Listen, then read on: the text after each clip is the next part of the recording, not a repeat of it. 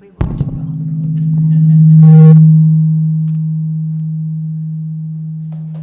I'm on. Wow. Who else is on? Ron, turn yours off. Yep. Everyone else turn theirs off, if you don't mind. Sorry, we're just gonna Off? troubleshoot real quick. Turn yours off. I feel like Ron's got a little bit of feedback. Ron, take. He's got a buzzer. It's got a buzzing.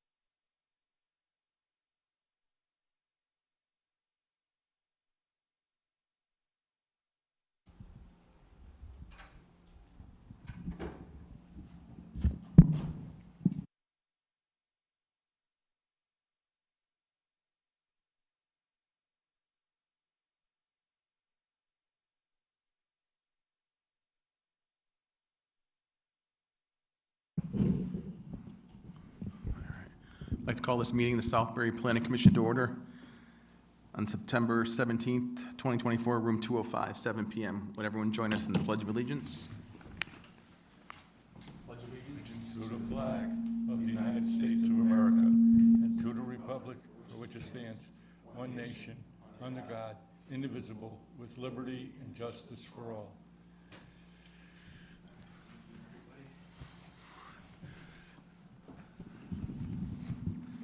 Seating of an alternate, let's see, we're all here, so we don't really need to tonight, right? Well, right, we're good. All right, unfinished business, continued site plan modification application, HV Master Associate installation of 3 EV charging stations. Let's see, oh, that's right. Since you live in the village, I guess we'll unseat Ron and seat. Oh, okay. So you have enough members to vote? To vote, you have 4 to vote, so we'll unseat you both, well, Peter anyway, but Ron, you guys can just have a seat over there just for the moment anyway, just to be fair on it. Is that okay, Deb? Alternate or a regular member? He's an alternate. Oh, well, he's not seated, so. Right, Exactly, but yeah. he can still He's sit still over going to there. recuse himself. He's still gonna recuse himself, that's fine. It makes more sense. All right, so where are we at with this, Jordan? I know we had a bunch of questions we needed answered. Yep, so applicant came back, answered all the questions they provided to you in the application packet. If anyone needs to review them, I can get you the document. We had a number of questions, and I'll just run through them one after another. Will these charging stations be included on the various cell phone applications and car software that allows individuals to search nearby charging stations? The answer to that question was the networking software on the EVSE is universally available to all applications. However, the stations will be commissioned as private to the Heritage Village community, so they will not be visible on public applications. Second question was, what is the standard charge time for these stations? The answer is, the EVSE is rated at 48 amps per port, adding approximately 35 to 40 miles of range per hour to a charging car. Third question is, will you be providing any landscaping for the proposed station additions to increase the screening of these utilities? If so, please provide a landscaping design plan depicting the proposed changes. Answer to that question is no landscaping revisions are necessary for the installation. The trench through the grass will be restored with hay and seed. Fourth question is, please provide specs and design details for the proposed bollards, which is seen in Exhibit A. If anyone would like to review Exhibit A, it is a basic bollard design, concrete filled steel bollard specification. Next question is, if a lighted display is being proposed on the charging stations, please provide lighting details explaining the light change from night to day mode, any changing or dynamic images associated with the display, and lighting details including illumination intensity and light trespass, and etc. The answer to that is the display is capable of presenting both static and dynamic images. Dynamic content includes smooth transitions and animations designed to comply with local regulations on change, frequency, and intensity to minimize distractions. The primary content will be informational, tailored to EV users. The display's brightness is approximately 1,000 nits comparable to that of an iPhone. The design incorporates directional lighting and shielding to limit light spill beyond the immediate area of the display. It is angled and positioned to direct light downward and towards the intended viewing areas, minimizing the impact on nearby properties. Additionally, anti-glare coatings are used to improve performance and to ensure compliance with local lighting regulations. The next question is, who is required to update and maintain the stations? The answer is Heritage Village has purchased a 5-year cloud and 5-year warranty plan from ChargePoint, which includes 24/7 remote station monitoring to guarantee 98% uptime and 1 business day response to any issues. The next question is, please provide approval from the utility company for installations of the EV charging station, which is seen in Exhibit B within the application. And the last question is, Commissioner requested that it is determined whether the Heritage Village Masters Association would be favorable to including solar panels on the stations to decrease the grid utility load, or if this is a product that artists can provide if requested. And the answer to that question is Heritage Village is not interested in including solar panels on their EV stations at this time. Okay. Okay. Any questions from anybody? Any thoughts on it? We have to make a decision tonight for them. Happy to. Do they kind of fill everything we're looking for? There's nothing missing. Correct. Lance, anything? Yeah, we had 2 other questions that I thought of. We wanted to know who was responsible for the maintenance of it. Mm-hmm. Did we get an answer? Mm-hmm. Yep. That was... Yep.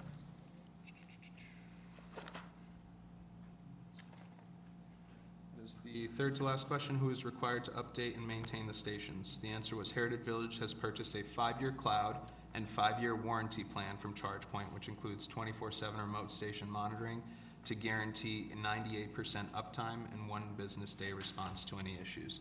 So following that 5-year cloud and 5-year warranty plan, they would have to update it to ensure maintenance moving forward after the 5-year plan has lapsed. So it could be nothing after 5 years or the same? Yeah, you'd have to Could be ask, anything. we can have the applicant here to answer any of those questions. Okay. And the other question we had was that there are 3 levels of charging, and it's inefficient if it takes 1 car 5 hours, which is, theirs is, I think, a level 1. Is it 1 or 2? I forget. And so it's a very slow charge. And was that efficient, and why did they choose that one? We got mile range. I don't think we had time on that. Yeah, we have 35 to 40 miles of range per hour of charging. Yeah, so It's an that's nothing. EVSE's 48 amps per port. Yeah. So to get a full charge of Level 100 1, miles, it's gonna be level a few 1, hours. can I think I sent this to you. Level 1 is most basic use, used for home garages. What level is theirs? Level 2, okay. That's commercial. No. Level 2 is usually more commercial grade, faster, but not as fast as level 3, but require less infrastructure, and that's why people don't do it, because the initial cost, I think. Level 3 requires electrical upgrades. So probably that answers the question. It's still 35 miles per hour per vehicle. It's Heritage Village's decision. But, Well, maybe it they don't think they seems- have as many EV cars now, and maybe down the road they'll have to upgrade, if they do. we'll have to change the whole system. Yeah, I mean, it's, Yeah. Most people now are not, The are applicant's using not here, level right? 3. oh, yeah, he is here. I have the representatives Oh. here. Yeah. You can ask him. Yes. Yeah. Do we Are we have ready? the applicant here? Oh. Do you want to just jump up here for a second, and we'll just, Answer any questions? that'd be great. Nancy, you might as well ask directly to the, Just hop up to the mic, state your name and your address. Yep, thank you. This is Mike Styro from Artis Energy Solutions out of Middletown, Connecticut. Did you offer 1, 2, and 3 to them? We did not offer 1, 2, and 3. We, like you mentioned earlier, level 1 would strictly be for residential purposes. Level 3 is more commercial. It's significantly more expensive and requires a higher demand overall. The initial expense, but Yeah. then, so 35 miles an hour for level 2, what is level 3? level 3 ranges, well, it goes by the kWh for the most part. A level 3 unit typically starts at 62 kWh, and that can generally charge a car in 1 to 2 hours. It requires a lot more electricity. In miles, how about miles, to make it It can apples to typically apples? charge a car from 0% to 80% in 2 hours. Yeah, this is, the 48 amps report is on the higher side of a level 2. Most cars can't even accept more than 48 amps at level 2. Mhm. Do you offer level 3? We do. Okay, but you They didn't offer also, to them. Okay, they also applied for incentives through Eversource, and okay. they wouldn't have gotten level 3 incentives. Are the level 2 chargers fairly common? They're extremely common, especially in this application. You would find a level 3 usually in like a corridor area where people are easy off the highway and whatnot. Who's responsible for the insurance? The Like insurance, Liability insurance? that would be the Heritage Village, right? That we would be responsible for anything on our property, yes. Tim Baldwin, Heritage Village Master Association. So liability if somebody hits it, well, that would be theirs. It would be the If there was, vehicle, so there's a storm, who's responsible? well, between the warranty and everything, we'd be looking at the warranty end of things and be evaluated on what the actual, it's hard to say, it depends on what the actual incident was. But the town is not involved at all then? No, the town is not involved. Thank you. Bob, anything? No, no questions. We'll just say there was one question regarding, yeah, if you don't mind, Steve, There we go. one question regarding sustainable CTs, this applying to our silver certification. It would have to be owned by the town and also available to the public for us to get points on this charging station. And So- none of the charges are available to the town, right? Just They're private. the hotel and Heritage Village only?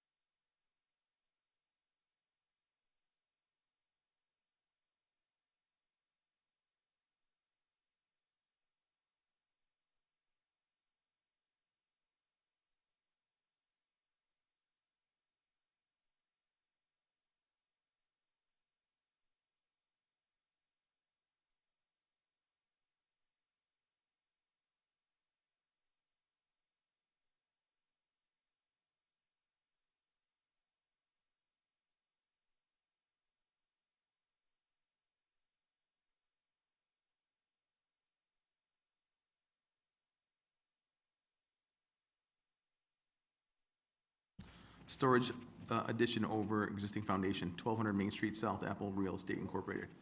Do I have a second? Second? All in favor of adding it to the agenda? All, aye, opposed? Abstentions? Okay, it's added.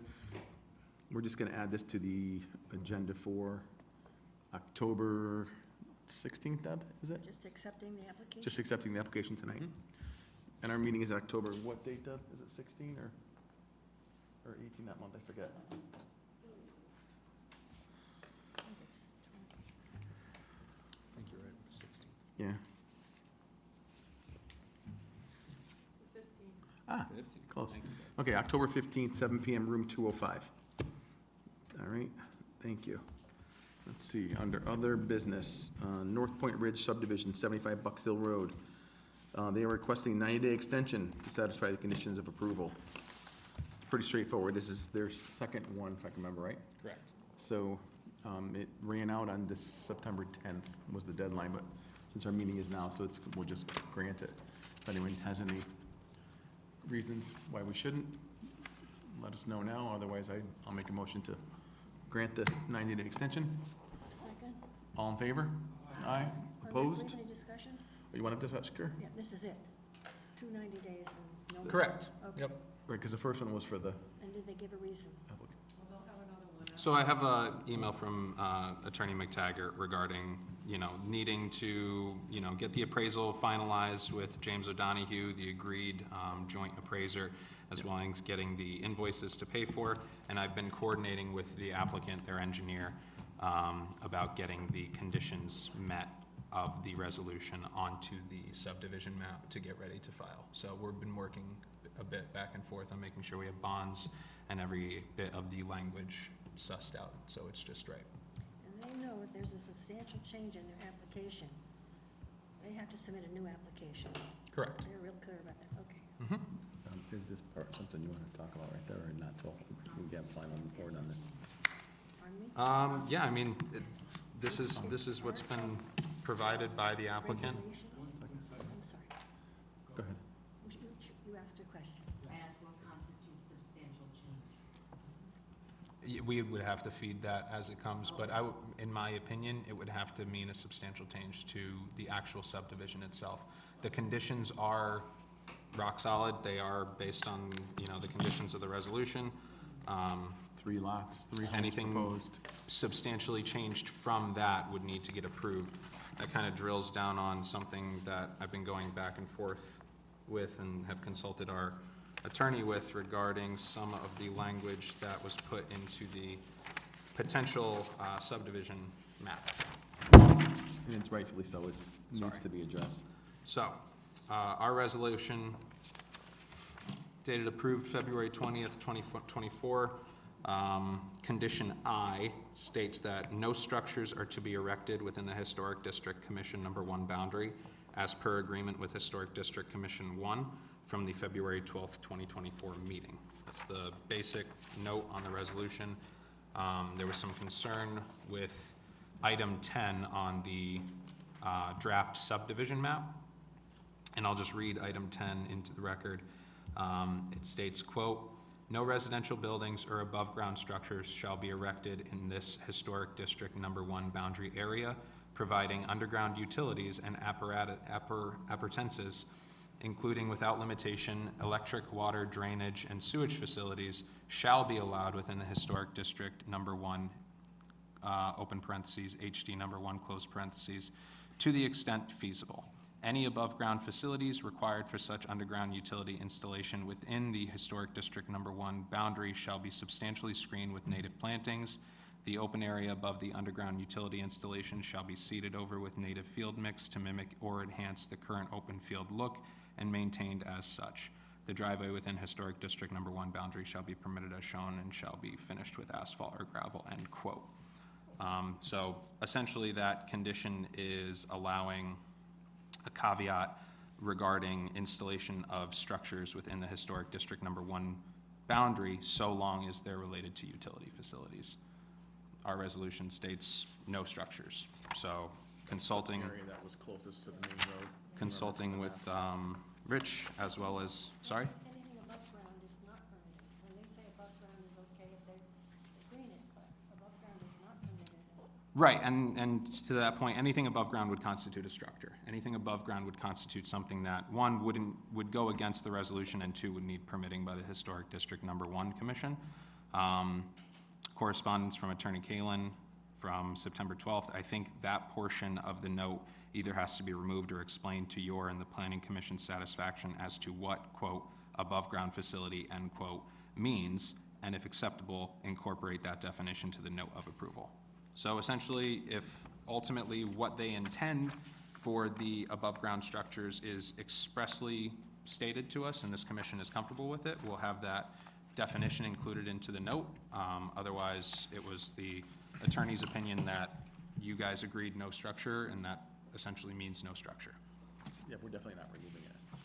Based on what he said, that's, Do we get input from the Historical Society? So I met with Ann Westerman shortly after this, brought this to her attention regarding the 90-day extension.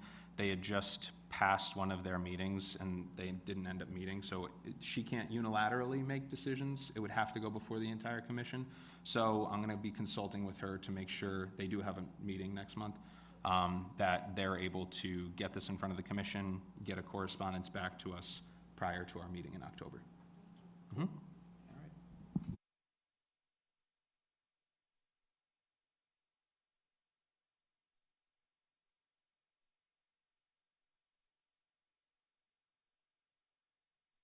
Thanks. Thanks.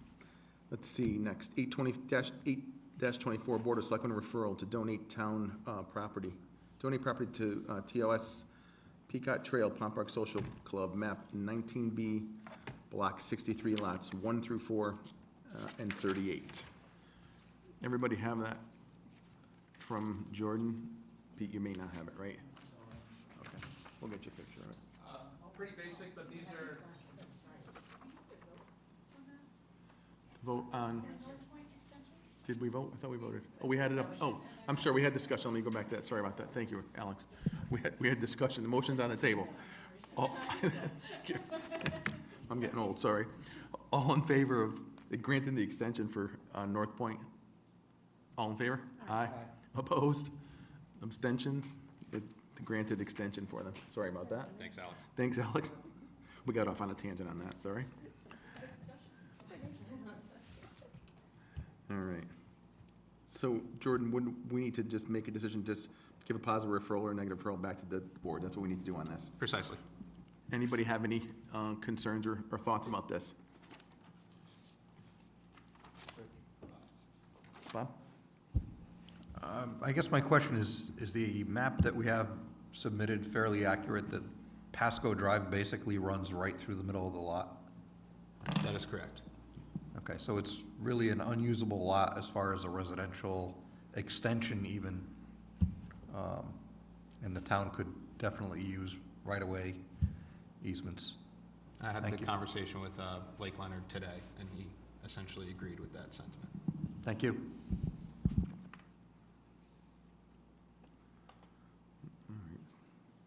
And what you have in front of you is a picture of the site. One of my jobs when it comes to, or the land use enforcement officer's job when it comes to donations of property, is to get eyes on the property to determine if any illicit dumping had been performed prior to the town taking on the property. This is very, cute and clean, and it's just a road with some overhead utility lines. So as far as that goes, it's pretty straightforward. All in favor of positive, I'll make a motion for positive referral back to the board. Robin seconds it. All right, all in favor for that positive? Opposed? Abstentions? Positive referral back to the board for the Pompark Social Club. Let's see, under other business, donate property, 252 Berkshire Road, Levon. Okay, thank you. Let's see, covered me up. Levon Marguerite, map 28, block 25, lots 21 through 25. Another pretty picture. The one unfortunate aspect of this one is there does appear to be some dumping, trash, steel drums that have been since decayed and rotted. It's like somebody's camping too. It would be my recommendation if the town were to take this on. One, it doesn't abut adjoining town-owned or open space properties. However, if this commission felt so inclined, it should be under the auspice that this would get cleaned from the owner's efforts prior to the town taking it on their list of properties. Nancy? Yes, also, whenever the town accepts donation of property, the codicil should always be on there, in my opinion, that there be no hazardous waste, because we don't know what's been dumped there before under the soil. We also don't know whether or not that drum previously contained any hazardous Right. material. Yeah. We're pretty much unaware. We have to run on, I'm out there, I'm not doing groundwater or soil sampling. We're running on an assumption. With that assumption, this one leads towards potentially nefarious things being done to that property over time. I think any donation does. I think that should be a standard codicil that. We're always checking for indication, but again, at the But you can't surface, tell. using your eyes without doing soil testing and groundwater sampling, which we're not gonna be doing for most of these parcel donations in the Berkshires, where they're relatively small and inconsequential. But historically, if we accept one and we find out at a later time that there's a problem, Mhm. we are responsible. Correct. If we put a codicil on it, the previous owner is responsible by law. So it doesn't harm us at Yeah, all. to- That would to come add down that. to the legal writing of the agreement. I wouldn't have anything to say about that. That would be for town council to weigh in on. I agree, but we're recommending a donation, so we could bring their attention to it. If that's what this commission wanted to do, we'd be happy to include it in the referral, whether positive or negative. We've done that in the past, Mm-hmm. so I think it should be pretty standard. And we wouldn't want Mr. and Mrs. Taxpayer to have to pay to clean it up. Correct. Pete? Sure, of course. We're giving this to the property owner next door, is that what we're doing? This is a request from the property owner to donate that piece of land to the town. Oh, to the town. The next Accepting item, the the property. next item on the agenda is the opposite, just for your, here, Richard. Tell us a little bit more about why the second piece has the question marks on it? And it's not, So it got brought up a number of times, and we did not get an answer from the property owner. It was essentially called out, are we doing two parcels? Is this just donating the one parcel? I believe there was something, unfortunate that occurred with the property owner, and then either a next of kin took it on and tried to manage the property from that point of view. So they're not really local, doing their best to kind of get it off their books in a sense, but we weren't able to get correspondence back and forth regarding the donation of the second parcel. My personal opinion regarding the second parcel is there's drainage going from an adjoining property owner right into that parcel, so there's different issues with that parcel as well, if it was ever included in the donation. And the smaller one on the map is the second one you're talking about? That is the second one that currently is not up for donation, but we had questions whether or not it was. Ron Conti. Okay, I'm on. Why would the town want this piece of property? That was my question. I'm looking at it and I'm saying, it's of no use. The only thing this is gonna do is benefit the property owner to get him off the tax rolls. That's the only reason he would want to do this. Can't agree more. And then we have liability. I Our mean, what- decision tonight is really more to make a positive or a negative referral back to the board, and they make the decision from there at that point. So if we all feel that same way, we send that note back to them with that feeling and let them go from there. And let me know what the sentiment is, because that'll all go into the referral, your opinions regarding garbage, hazardous waste, maybe intent to relinquish the property to the town being Yeah. not necessarily in line with the goals of this policy. Let me know whatever you guys think, and it'll get passed along. I'm sorry. Historically, it has to abut another piece of property that's either open space or owned by the town. And That's not- normally how our rules read. Yeah, This is obviously too small for a building lot, correct? Obviously, a quarter acre. That is correct. Right. Why doesn't the owner of the property try to sell it to the neighbor, one of the neighbors to purchase? Having seen the property, it's essentially unbuildable from a slope perspective. No, I mean, to incorporate it into their property. Mm-hmm. next And door.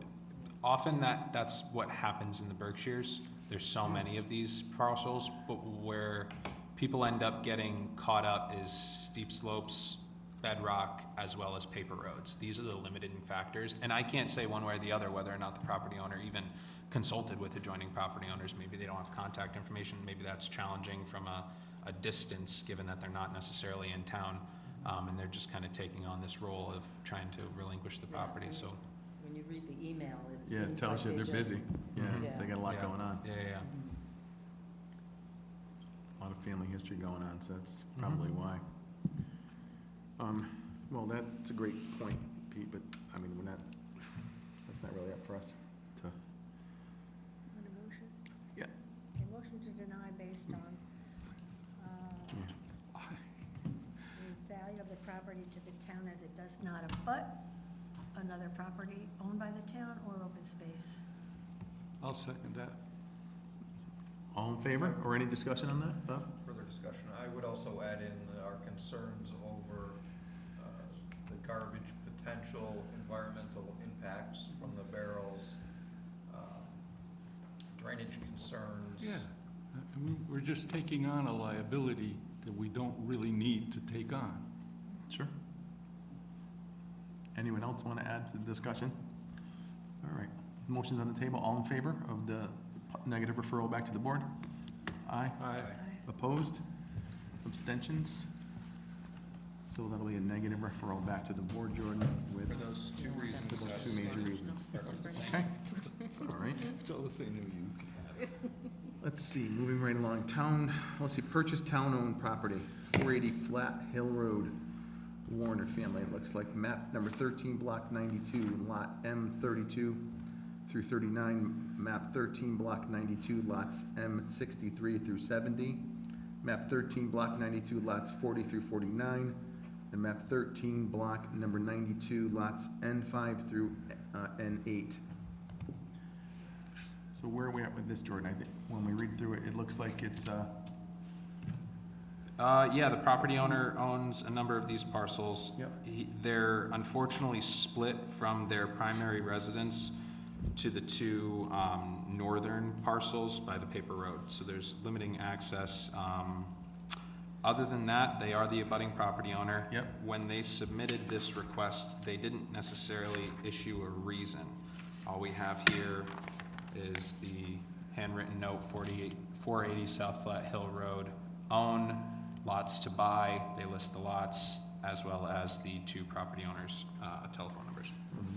So we didn't really get a full purpose for the disposition. In the town records, the disposition policy is supposed to be in kind to allow a property owner with non-conforming issues to obtain more land to alleviate those non-conformity issues. It's not necessarily to create building lots, but it's to alleviate problems as it's related to non-conformities.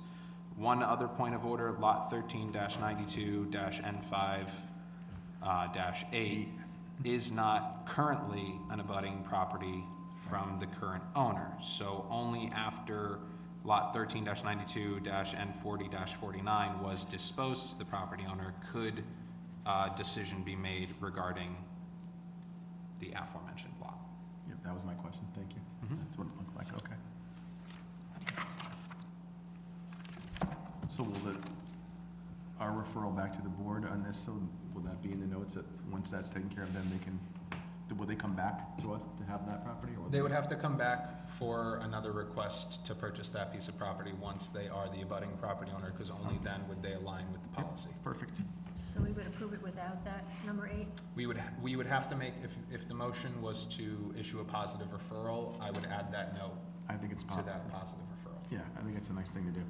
So moved. Any discussion? Oh, you do? I knew Mark Warner, yeah. Okay. Would you like to recuse yourself? It's not, you're not Oh, yeah, voting I'm anyway. not Yeah. gonna say a word. He's not Nice voting guy. anyway. Exactly, yeah. He's not seated. Can I ask a question? Of course. Just, thanks, Alex. Yep. Just kidding, turn that off, it's terrible. Yeah. That's awful. Okay. The property 9-16, is that privately owned? Is it red or yellow? It's not marked, it's an abutting, it's the abutting parcel. Yeah, next to. Property 9 through 16 with the drainage running through it. I'm actually not familiar with that. I could look it up on my phone and get you the answer now if you would like. Yeah, give me just a moment.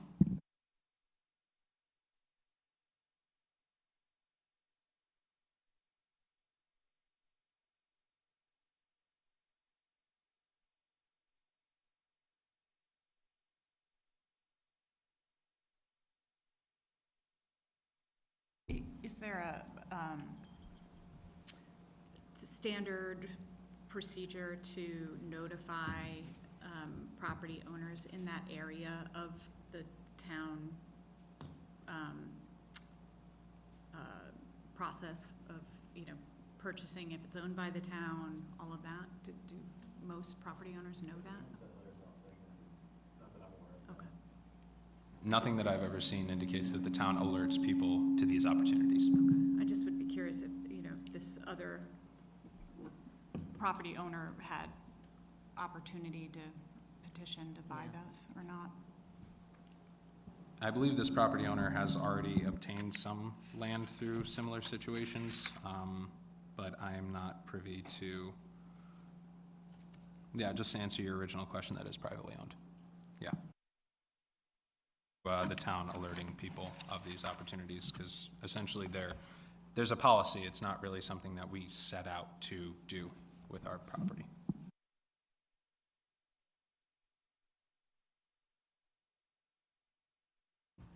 For item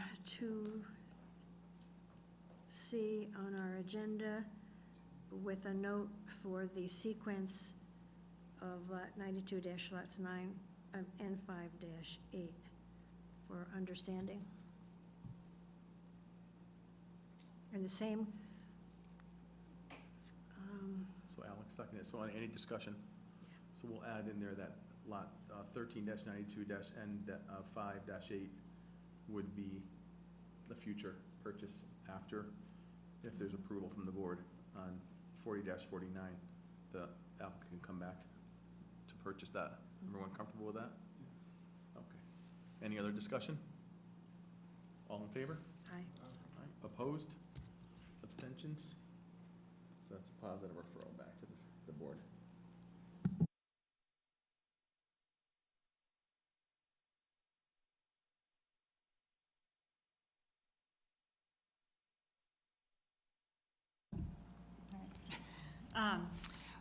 We did not meet in September, our most recent meeting. It was too close to the storms, and we had hoped that we would have Selectman Betty join us to talk about housing overlay zones. So we did not, we have rescheduled our September meeting. Our August meeting, which I guess I haven't updated on, we continued the review with NBCOG on the housing needs assessment. So for those members that were able to make it, we just continued going through that report to really further understand some of the math and the stats and the terminology of that needs assessment. We also would like to, with Robert Scarlett, sorry, his name was not coming to me. Sorry, Scarlett's resignation, we have an opening, and so we would like to move Bob Harrison to a full, instead of an alternate, on the subcommittee. Sounds like a plan. Thank you, Robert. Congratulations. Congratulations. Robert, yeah. So now we'll still need someone else to, one or two people help on that committee, yes? Yes, and we do have, Sorry, guys. we do have a member of the subcommittee discussing that possibility with someone, with a prospect, so. Okay, then maybe you can just talk to Jason too.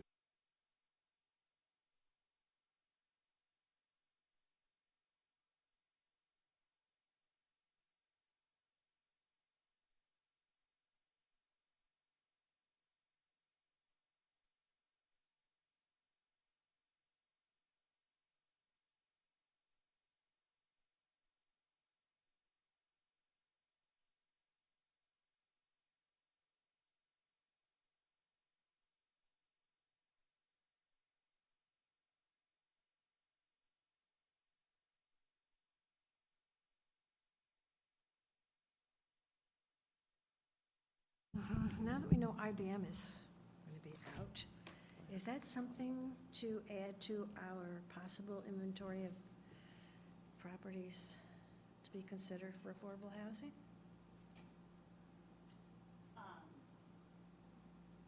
We'll see.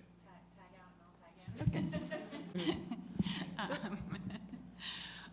We could certainly discuss it, to bring forward, and that would certainly also have, I'm sure there would be input from, other committees and, that economic development and all sorts of, and zoning would also be looking at the use of those properties, so. I'd like to see us do this, a similar study as we did for Southbury Training School, so that every town board and commission, and then a public meeting with input, just for suggestions, because it took us almost a year to complete the survey for Southbury Training School to get all the possibilities. So maybe we need to move that forward, and I think planning would be in charge of that. And it would be a new budget for that too. I think it was about $25,000 that cost us. So there's a lot of preliminary steps that need to be taken to get to that point. Rod? Wouldn't that be more in line with the economic development? I was reading in the paper a couple of weeks ago that they're really not looking for housing there. They're looking for another commercial entity to get into it. I agree with you, it's almost tailor-made. Parts of it would be for that, but we wouldn't, I mean, we can ask, but we wouldn't initiate that. No, we just do this, you know how we did the study for Southbridge Training School? So that every whole town had input about what's a possibility. Doesn't mean any of it will ever happen, but at least it gets a comprehensive look at it. So, Was that Uh, workshop? I'm- The workshop where people had the different idea? We did a workshop, we did, each town committee gave input, we did the public information where everybody put their Yeah. preferences. Yeah, so that it was, we've got lots of great ideas that didn't just come from us. no, I agree, I don't think it's a bad idea. What I'm saying is do we go to somebody to say, you know, this is a good idea, should we do it? And the somebody would have to be the selectman, because, Much later, after the study, yeah. well, somebody's got to initiate the money to do the study. Exactly, that would be my point. Yes. The property owners, because if they're not at all interested, Yes. that's a lot of money to spend. But if the contractor comes in.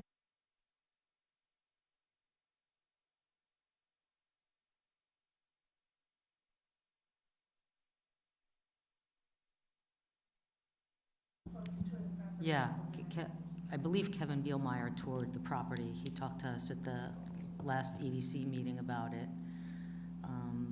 I mean, he just really talked about what was there and how well outfitted it was, but nothing about future plans yet. But at least there's conversation open now.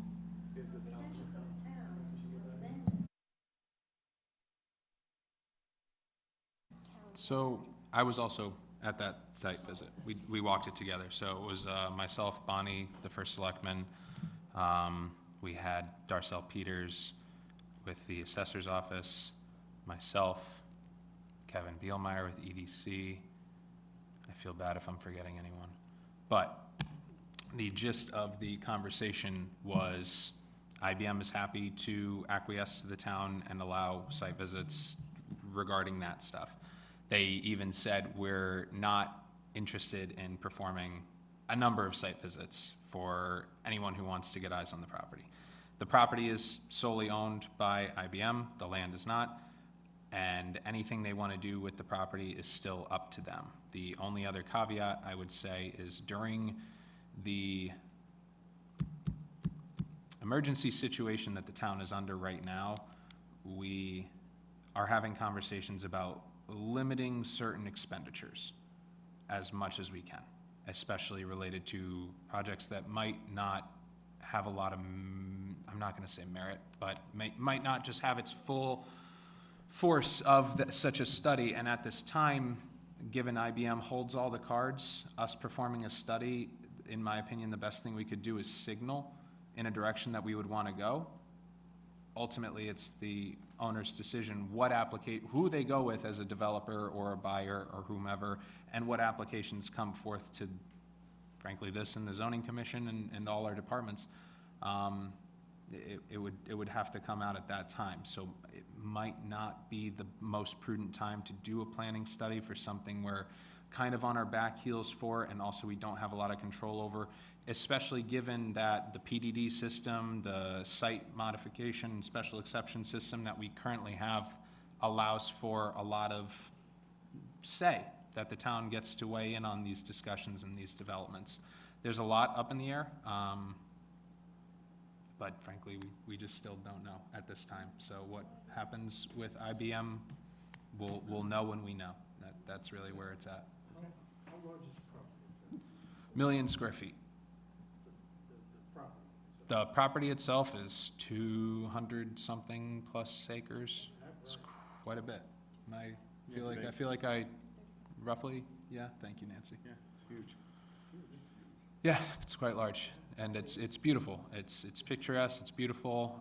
There's a lot of potential, you know, even from a municipal standpoint, there's potential, but what we do with it, whether it's piecemealed into a lot of different entities, like, things like the Summit has done in, Union, or not the Union Carbide. Thank you. It's to be determined, and the application process that we have right now will have a lot to say about what comes in, and obviously this commission will be pivotal when that time comes. A lot of activity today of them moving out these huge. Servers, and the hydrogen fuel cell was leased, so that's no longer there as well. Yeah. That was just a server building, wasn't it? There wasn't really that many people working there. No, it was quite a large office building for a long time, and towards the end, they started to kind of transfer into storing servers there. The server storing process, whether or not, you know, we could signal to another entity similar to this technology front that would want to utilize it for such purposes, it's a heavy energy grid question when it comes to those things. So it's not even the nature of the site itself, it's everything around it that feeds into it. Similar to the situation that they have an on-site sewage management system, but it's long been out of service and would have to be updated. So a number of things would have to be thought about, considered, and where the direction of the property goes in the future, it's quite a few options it could be, so. Now, they'll still be taxpayers as long as they own the property. Correct. There's How that happens, they're currently, you know, dealing with the assessor, and Darcel's been doing a fantastic job on that end, so. Okay, good, yeah. Yep, she's been fantastic. Nice. Okay. To follow up, Nancy, we have worked on identifying town-owned properties of varying sizes, but also wanted to have a conversation with the Board of Selectmen, because there are lots of properties to identify, and that point may be, you know, just that work may not be the most effective use of our time and attention if the town is not amenable to, you know, to those types of projects. So, you know, we've been really trying to get more conversation with the Board of Selectmen on what might go forward, so, and what the best use of our efforts would be. They were supposed to, and I understand the flood affected everything, but I'm still waiting for the sidewalk from the library to Main Street South. When will that happen? Any idea? Has anybody answered that question? I love the question, Ron. If you look at the next agenda item, that might have a little bit to do with what you're asking. So I look forward to opening up that conversation, because that's a worthwhile one. I will just say before we digress, and we end up leaving this conversation behind, I did get an opportunity to go to the APA's housing seminar in New Haven this past week. Great system, great speakers, great breakout groups. One of the big things that everyone's dealing with is, yes, affordable housing, yes, 830G, yes, it's kind of all the buzzwords. Where a lot of towns are struggling is with what's called missing middle housing. And it's really just missing middle housing. The duplexes, the fourplexes, the smaller single-family homes. When a residential lot comes up for bid here in Southbury, it's often sold at a premium, and a large four-family colonial home is put on that property. Where we could focus, and I'd be more than happy to do more research and discuss this further, is yes, affordable housing is definitely necessary. Yes, apartment units, single-family units, the whole nine. But there's an opportunity to just create, not necessarily deed-restricted affordable housing, so we can move the needle towards 830G, which it's far off whether or not we hit it at all. We could also focus on just creating more housing that is affordable. helping people who are trying to break into Southbury, helping families that don't necessarily need to do their income limits and apply through the 830G statute, but just have more options in Southbury for smaller homes, for apartment styles, for condo styles. That's what they call the missing middle, and that's really where a lot of people are getting squeezed out in the housing market these days, and where Southbury is kind of a shining example of how the disparity can occur and the friction and resistance that causes for a lot of the lower income families trying to break in, work in Southbury, and live in Southbury. So the suggestion is, everybody agrees with what you just said, That's great. okay? So there's a lot of, There- obviously looking at different things. But they take time, and some of them will be, even if a project started today, some of them it's 6 months Yeah, or no, a year no. away. But from an action standpoint, Ron, things that we could Right. actually, actionable steps Yes. we could take, we could work on petitioning to amend the zoning regulations, for example, to allow for more duplexes and fourplexes on certain lots and not restrict them based on oversized lot capacity or whatever the parameters are. We could look into those avenues to increase the options, but ultimately we would know whether or not that worked because we would get the development, right? You can make all the concessions to these regulations that you want. If developers aren't coming in and using them, that's a clear signal Yeah. then that that's not what's working. And right now, our regulations are very limited in those regards. So we could start trying these different options rather than, solely focused on just like a large affordable housing development, but broadly speaking, really considering how we create housing that is affordable in Southbury. But I'm more than happy to kind of continue this conversation just as a result of the event that I went to. I wanted to bring that to your attention because that was a lot of what the conversation was around. We can do housing affordability studies, we can assess this. The reality always breaks down to there's not enough housing and it's not affordable enough. And that's the brass tacks of it all. And that's the biggest part of this town. That's it. That's it in a nutshell.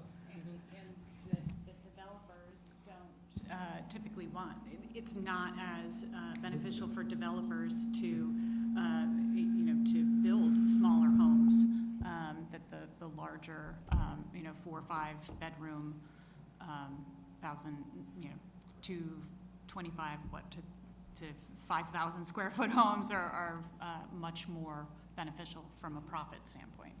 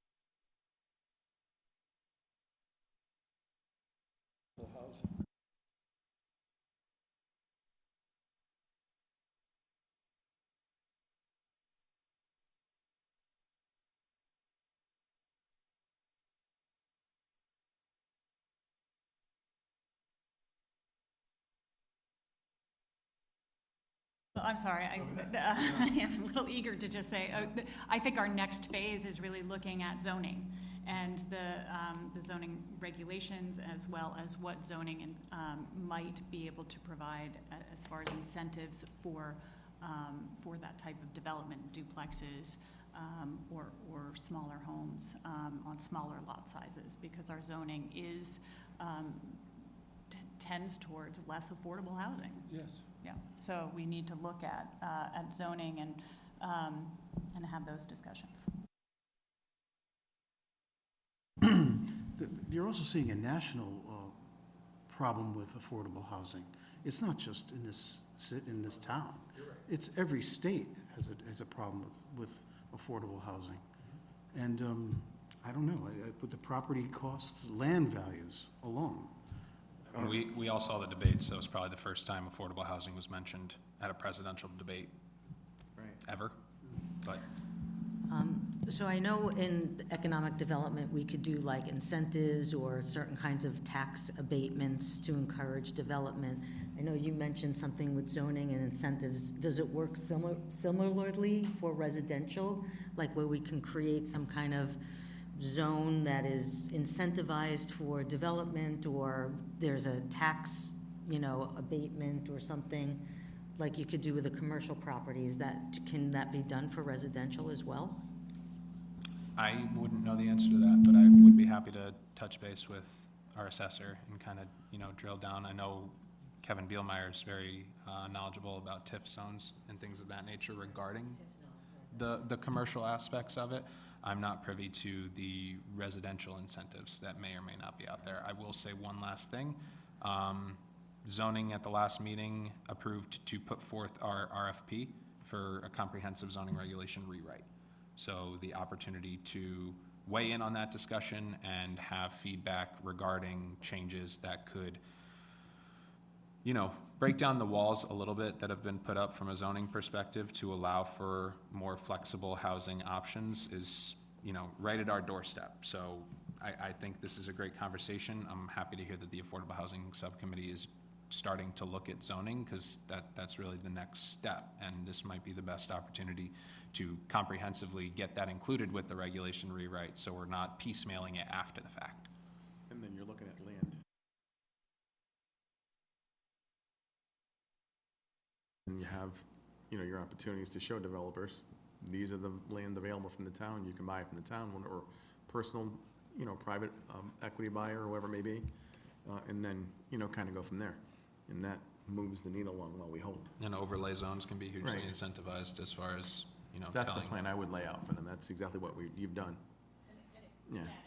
In that strategy, we're talking about naturally occurring affordable housing, which does not address any 830G, or percentage requirements, but the bigger goal of providing affordable housing to people is attained, hopefully through that.